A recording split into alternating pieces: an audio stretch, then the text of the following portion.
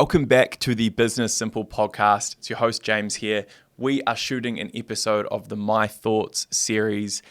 These, I think, are going to get a little bit more interesting over the next wee bit as I get a little bit more comfortable sharing some of the stuff that I'm thinking about, some of the challenges I'm going through. I'm pretty excited. This one's taken up a lot of my headspace over the last month, maybe month and a half, which is the concept of, are you playing the business game or the product game? And I'll give you the backstory as to why I've been thinking about this in the first place and what I'm thinking about with us specifically and how I think it might be interesting for some of you. So essentially where this started is I was listening to a Modern Wisdom podcast with Larry Page, who was the CEO of Google. And he said that if he was to go back and do anything different, and obviously Google was very successful throughout what they did, if he was to go back and do anything different, it would be that he would have employed 95% technicians, spent less time worrying about sales and marketing and things like that, and he would have spent more time worrying about product. And the reason for that is because if your product is exceptional, the people will come. And I'm paraphrasing a little bit and kind of, it's not a direct quote, but that was the theme of what he said. And that stuck with me a lot because throughout my business journey, and I've had many an opinion on subjects like this during the time that I've been running Digital Simple, I've kind of played the business hack game probably more than the product obsessed game. And this probably happened mostly due to scale. And obviously, as I grow the business, I'm going to have to remove tasks from my plate because you can do everything for 5 clients or maybe even 10 clients, but you can't do everything for 20. You definitely can't do everything for 100. And so I not outsourced, insourced, but removed the responsibility of a lot of our product-based stuff, like the way that we run ads, our systems and processes internally, things like that, to my team.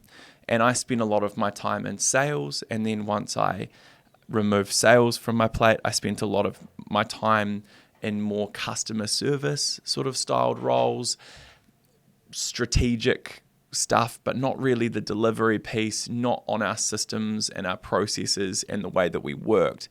And reflecting, I believe that was a mistake. The reason I believe that was a mistake is because I think we have the best product in our industry here in Christchurch, probably New Zealand. I really do.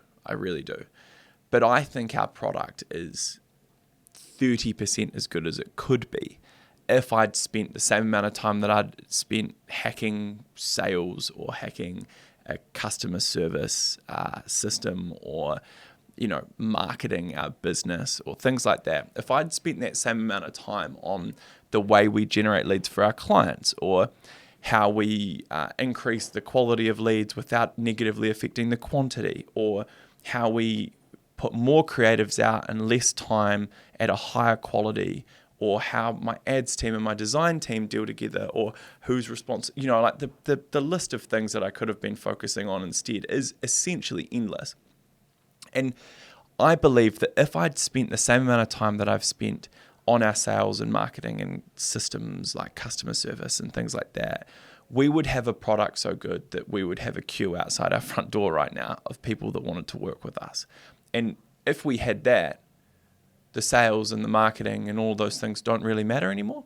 And so this is probably the thing for everyone listening to this to take away and think about, is the change that I've made is I'm now spending approximately 20 hours a week in the office, in the delivery team, plus obviously extra stuff outside of work, which is easier some days than others depending on what Archie's doing. But I'm spending the majority of my time when I'm in the office right now actually in the delivery team. And so and this has happened since pretty much when I got back from Samoa. So we're talking like 3 weeks I've practically been in the team. 3 weeks tomorrow. In that time, I've changed the way that I've changed a number of things within campaigns. I have met with every ads person at least probably every 2 days to talk about the challenges that they're having.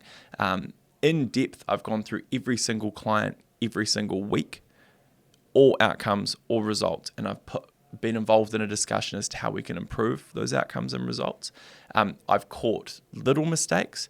I've spotted foundational issues in the way we do things, which mean that I believe we can probably double our efficiency out there, not through AI or something like that, but literally through just trimming unnecessary steps that are in our process. And truthfully, I don't really know how they got there in the first place, but it's my fault that they're there because I wasn't watching close enough. Because it is so easy for people to overcomplicate things that are not complicated.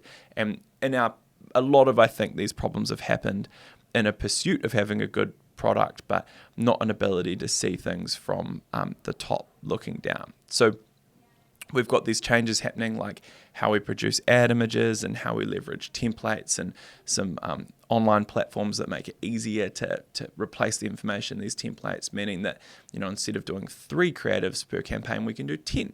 And we can test 3 and a bit times as much creative every time we run an ad campaign.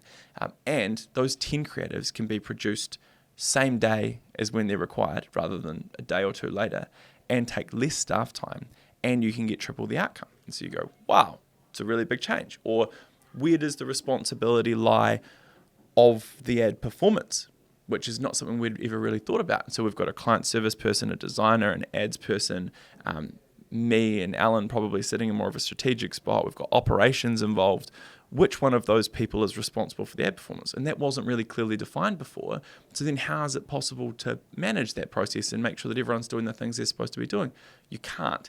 And so while I wouldn't say I regret it, because we do an exceptional job of marketing ourselves, and we are really good at selling. And that's a good thing, because it means that when clients come to me and they go, how do you sell and how do you market yourself?